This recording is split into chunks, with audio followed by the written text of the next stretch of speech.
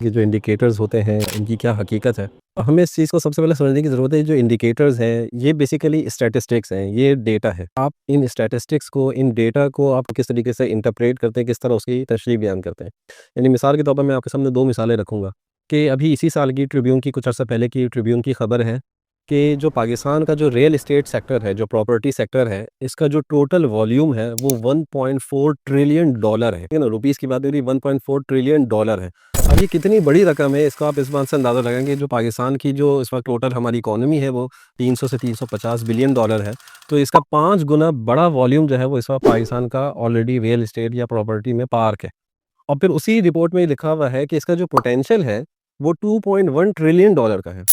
اور اس میں ہر سال 7% کے حساب سے گروتھ ہو رہی ہے، جس کا مطلب یہ ہے کہ 2028 تک یہ تقریباً کوئی $2.8 ٹریلین تک جو وہ پہنچ جائے گا۔ اب یہ جب آپ یہ نمبرز پڑھتے ہیں، اور خاص طور پہ جس میں یہ بتایا گیا ہے کہ 7% کے حساب سے اس میں گروتھ ہو رہی ہے اور ریئل اسٹیٹ پراپرٹی کی سیکٹر ہے، تو اب اس پوری اسٹیٹسٹکس کو، اس پوری ڈیٹا کو کوئی بندہ اس طریقے سے انٹرپریٹ کر سکتا ہے کہ اس کا مطلب تو یہ ہے کہ پاکستان میں جو ہے وہ ہاؤسنگ انڈسٹری بوم کر رہی ہے، یعنی ہر بندے کے پاس جو ہے وہ پھر چھت ہونی چاہیے، تو اس کا مطلب تو پھر یہی ہے کہ بڑا اچھا، یعنی کہ اچھی صورتحال ہے۔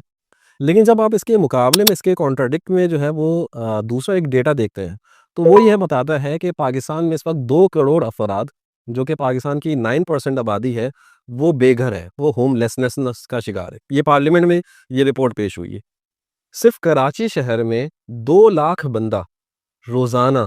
فٹ پاتھ پہ، یعنی کہ بغیر چھت کے جو ہے وہ سو رہا ہوتا ہے، فٹ پاتھ پہ، سڑکوں پہ جو ہے وہ سو رہا ہوتا ہے۔ ٹھیک ہے نا، 40% آبادی کراچی کی جو ہے وہ جھوپڑ پٹیوں میں اور کچی آبادیوں میں جو ہے وہ رہ رہی ہے۔ ٹھیک ہے نا، تو ایک طرف ایک ڈیٹا ہے جو یہ بڑی ایک گلومی پکچر جو ہے وہ ہمارے سامنے جو ہے وہ پریزنٹ کرتا ہے کہ جی پراپرٹی مارکیٹ بڑی تیزی سے بڑھ رہی ہے، لیکن دوسری طرف ہمیں دوسرا ڈیٹا ہے وہ ایکچوئل تصویر جو ہے وہ بتا رہا ہے کہ گراؤنڈ ریئلٹی جو ہے وہ کیا ہے، جو کہ ہم سب بھی جو ہے جس کا مشاہدہ کر سکتے ہیں۔ تو کہنے کا مقصد یہ ہے کہ اب پراپرٹی مارکیٹ تو 7% سے انکریز کر رہی ہے، وہ کس طرح انکریز کر رہی ہے وہ ہم سب جانتے ہیں کہ میں نے 1 لاکھ کی ایک فائل خریدی، ابراہیم کو 1.5 لاکھ میں بیچ دی، ابراہیم نے آپ کو وہ 2 لاکھ میں بیچ دی، آپ نے عثمان کو 2.5 لاکھ میں بیچ دی۔ ٹھیک ہے نا، تو وہ فائلیں جو ہے وہ بکتی چلی جا رہی ہیں، زمین پہ جو ہے وہ کوئی کام نہیں ہو رہا، کوئی ڈیولپمنٹ نہیں ہو رہی، کوئی گھر نہیں بن رہا، اور اس کے نتیجے میں پریزنٹ اس طرح سے کیا جا رہا تھا کہ 7% کے حساب سے پراپرٹی مارکیٹ جو ہے وہ انکریز کر رہی ہے، اور اس کو جو ہے وہ ریفلیکٹ کر دیں گے جی ڈی پی کے اندر، جس سے پھر وہ یہ پریزنٹ کریں گے کہ دیکھیں جی جی ڈی پی گرو کر رہی ہے، اور آپ نے ایک اچھا نمبر اور اپنے گراف کا جو ایرو ہے نا اس کو اپورڈ ٹرینڈ کی طرف جو ہے وہ آپ نے جو ہے وہ موڑ لیا۔ تو اسی لیے جو ہے جو پوائنٹ ہے وہ یہی کہ انڈیکیٹرز جو ہیں وہ ڈیٹا ہے، وہ اسٹیٹسٹکس ہے۔ اصل چیز یہ ہے کہ آپ اس کو انٹرپریٹ کس طرح کرتے ہیں، اور یہ آپ کو کبھی بھی کمپلیٹ پکچر نہیں دیتے، آپ کو مختلف دوسرے ڈیٹا دیکھ کر جو ہے وہ پھر آپ کو ایکچوئل پکچر کا جو ہے وہ اندازہ جو ہے وہ ہوتا ہے۔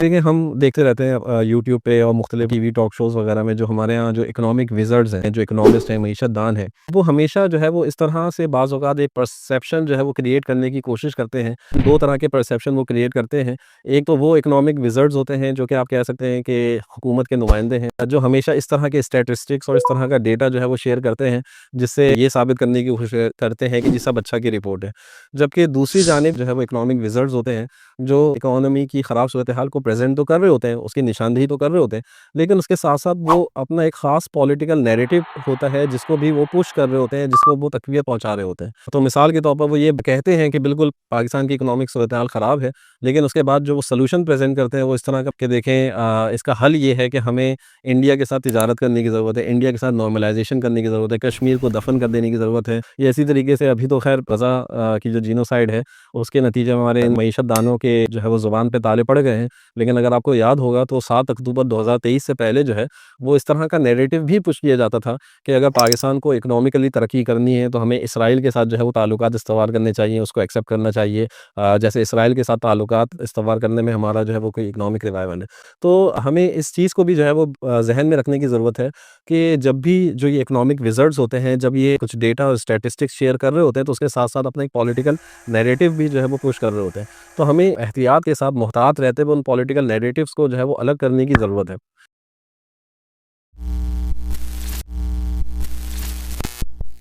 جس طرح اللہ سبحانہ وتعالیٰ سورہ مائدہ کی آیت نمبر 5 میں فرماتے ہیں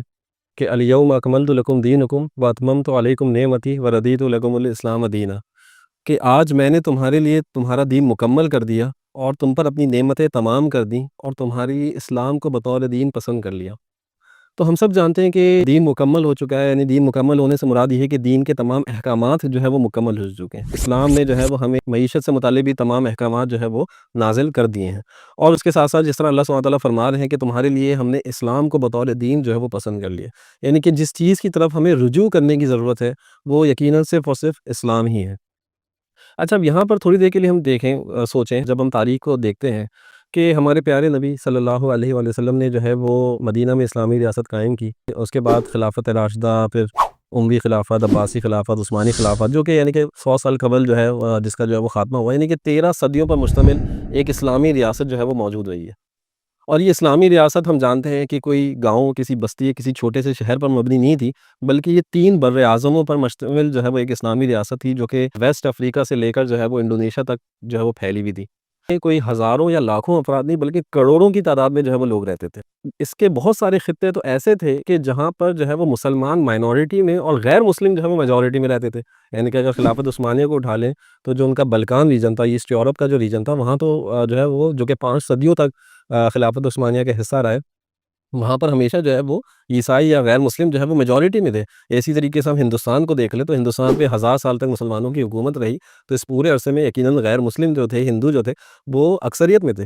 تو تھوڑی دیر کے لیے ہم سوچیں کہ وہ جو لوگ ہیں، کروڑوں کی تعداد میں جو لوگ ہیں، کیا وہ کسی بغیر معاشی نظام کے تحت زندگی گزار رہے ہوں؟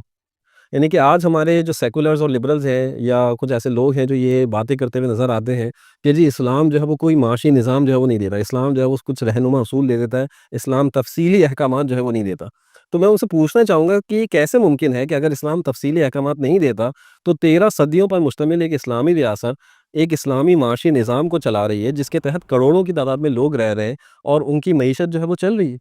تو یقیناً اسلام نے جو ہے وہ معاشی نظام دیا ہے، اور فقہا نے جو ہے وہ اس کے اوپر بڑی ضخیم جو ہے وہ کتابیں لکھی ہیں۔ یعنی اگر ہم ارلی فقہا میں دیکھیں تو امام ابو یوسف رحمۃ اللہ علیہ، انہوں نے کتاب الخراج لکھی، امام ابو عبید نے جو ہے وہ الاموال لکھی۔ اس کے بعد بھی جو ہے وہ وقتاً فوقتاً جو ہے وہ فقہا اور علماء آتے رہے، جنہوں نے اسلام کی معیشت کے حوالے سے وقت کے تقاضوں کے مطابق اجتہاد کرتے ہوئے نئے احکامات اخذ کیے اور وہ بیان کیے۔ اسی طریقے سے ہم موجودہ دور میں دیکھیں تو شیخ تقی الدین نبھانی رحمۃ اللہ علیہ نے جو ہے وہ اسلام کے اقتصادی نظام کے اوپر جو ہے وہ کتاب لکھی ہے، جو کہ آج کے موجودہ دور کے جو معاشی جو مسئلے مسائل ہیں، اس کے اوپر جو ہے وہ اسلام کس طریقے سے ان کا حل پیش کرتا ہے، اس کے اوپر تفصیلی جو ہے وہ احکامات جو ہے وہ بیان کیے ہیں۔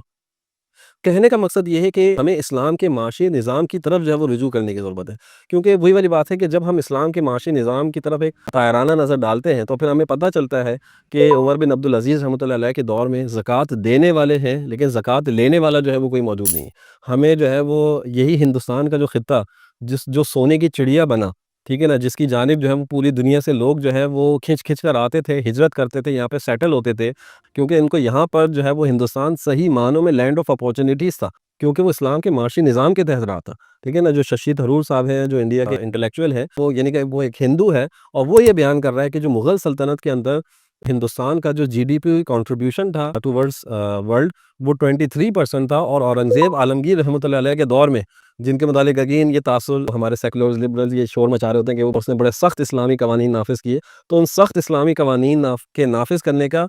نتیجہ یہ تھا کہ ہندوستان کا G D P contribution to world world جو تھا وہ 27% تک جو وہ پہنچ گیا تھا۔ تو اگین جو ہمارے لیے سلوشن ہے وہ صرف اور صرف اسلام ہے، اور ہمیں اسلام ہی کی طرف جو ہے وہ رجوع کرنے کی ضرورت ہے۔